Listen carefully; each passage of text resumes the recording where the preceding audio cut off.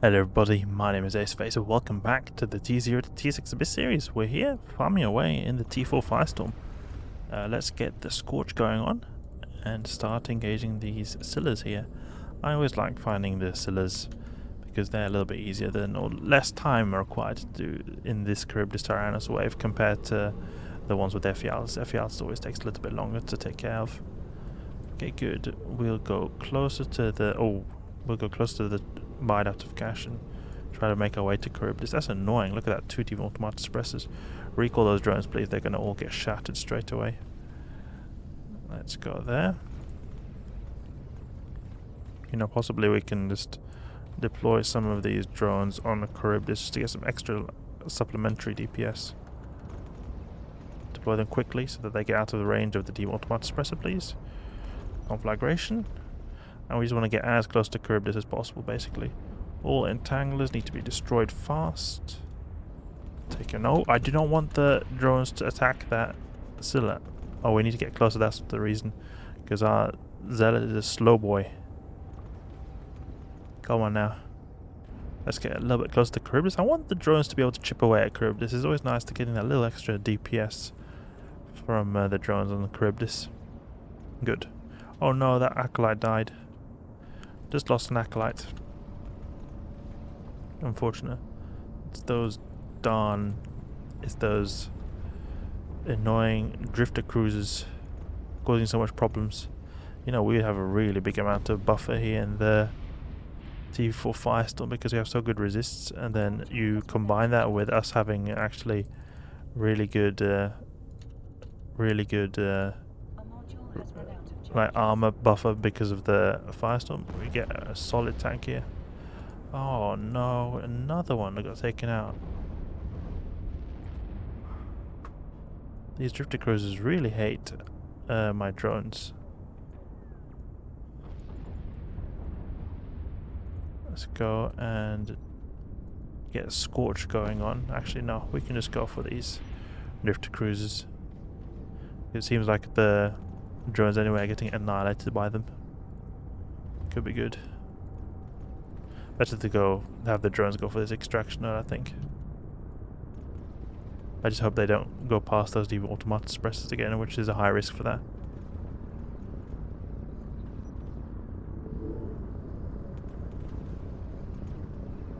In the meantime, we get closer to that Charybdis Tyrannus is really pulling a big range. Good.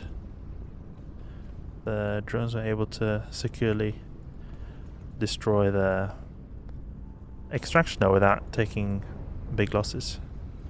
I was thinking that they are going to just cruise by and all get destroyed. Okay, here we should actually be shooting Charybdis Tyrannus and not wasting time on these cruisers. Because it's good to keep the cruise for last, then you can at least do something useful on the way back to the gate, in my opinion. Let's get the conflag going on here. Use that web. Yeah, now that I think about it, I never really thought about this when doing the T4 Firestorm, but we've got a massive buffer. I mean, look at that. We've got 29k EHP. That's like what some Gilas can have in like regen fits, not fully like buffer fits, but like regen fits. Like purges. Got a really brick of a tank armor here. Quite cool. Packrat MTU working away.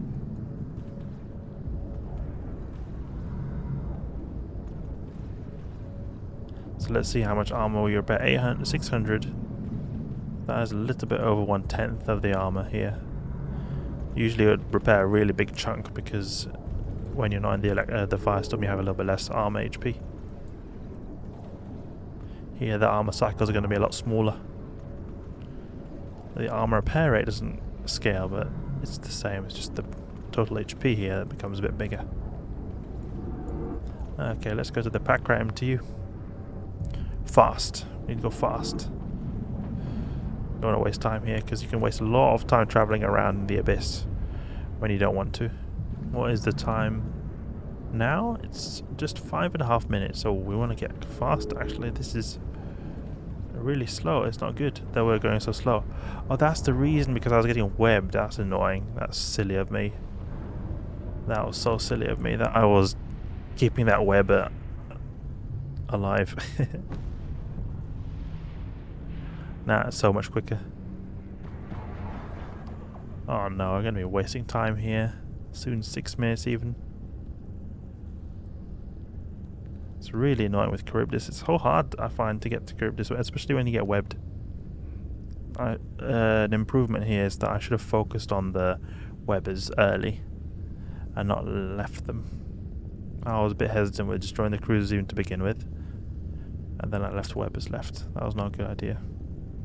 Now we're going to 6.5 minutes, like very critical time here.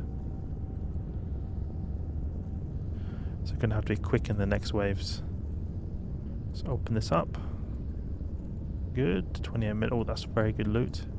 Let's just hope we can survive to use it. Oh, this is a deadly amount of time. We need to be fast now. This is really bad time we've got going on. I've been having so much bad timings recently. Oh, we need to grab the MTU, please.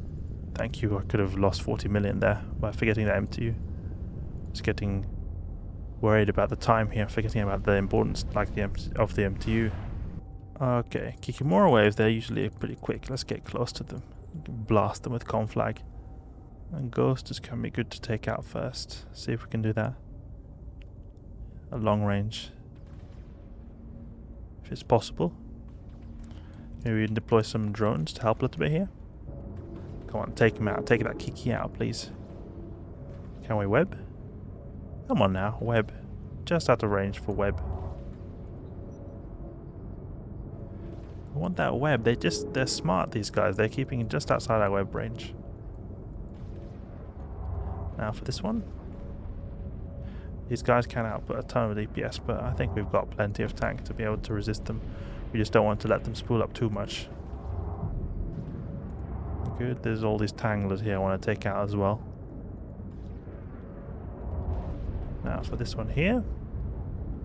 We have a really big buffer. Even though we're going slightly down in our tank, we're like, we've got so much buffer that we're able to sustain it for a long time.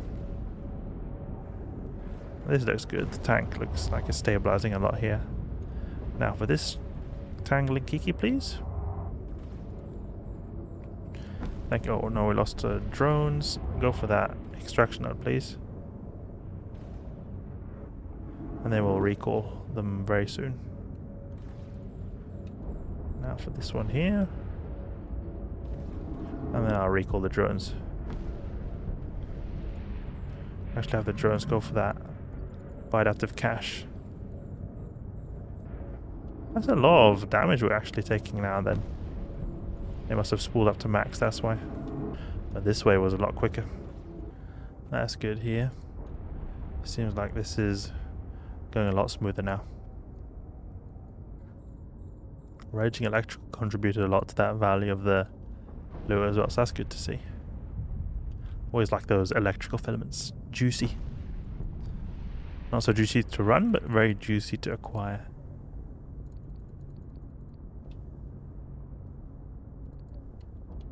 Oh, this wave was really quick. We finished this wave in like, what was it, like 13 minutes, something like that? No, it's 19, so it's like almost like 4 minutes for one wave. Less than 4 minutes. Pretty good, I would say. Let's get the loot here, because there's only one left and everything's been extracted.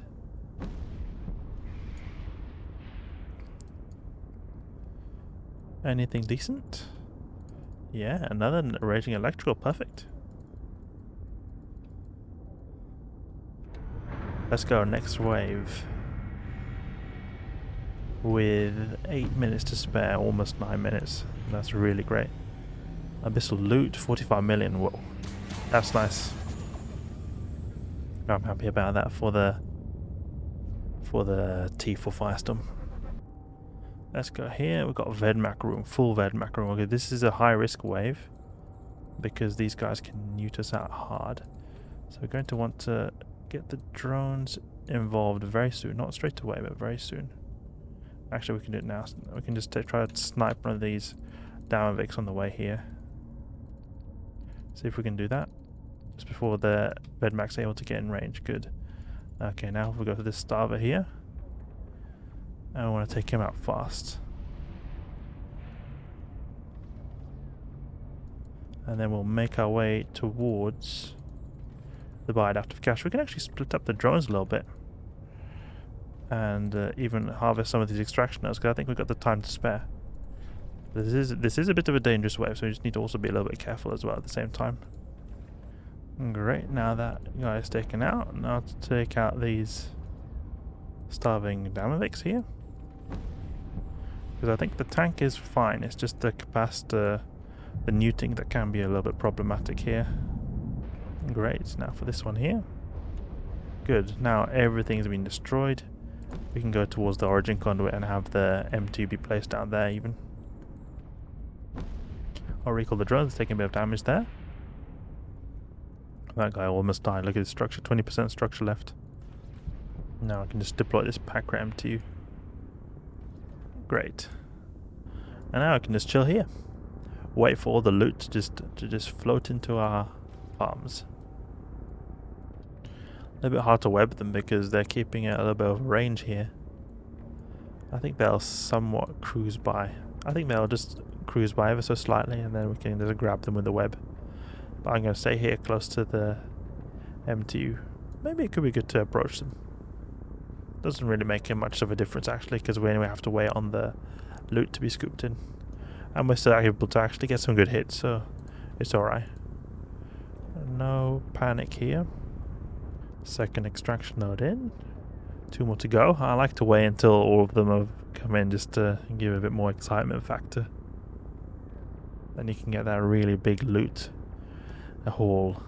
Like a proper surprise there. You see everything at the same time. Save it for the opening of the MTU. Great, now that Vedmak has been taken out, just need to wait on the last one to come in. It's a pretty easy wave. The only problem that could have emerged here was that if we were to get neutered out.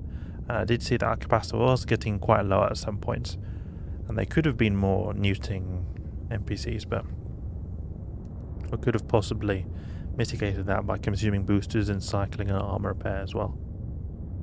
And also we were focusing on the newts, so that was good. So they were taken out straight away. Last one. The Packrat M2 is great because it gives 25% extra traction speed. You see 1.25 kilometers a second. The regular M2 goes in 1 kilometer a second, which is still fast, but not as fast as the Packrat M2. There's even a better one called the Magpie M2. I think it's now 1.5k a second. Could be good perhaps in the T6 ones. Magpie M2, 349 at 6 million ISK. What? That's only 8 million for 4 caches? That's unfortunate. That is very unfortunate there.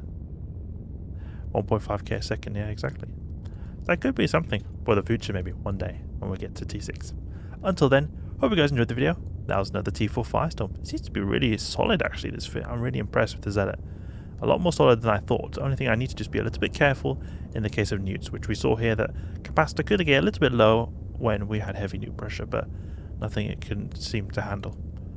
Hope you guys enjoyed the video. If you did, or learned something new, please leave a like and subscribe. I'll catch you guys later.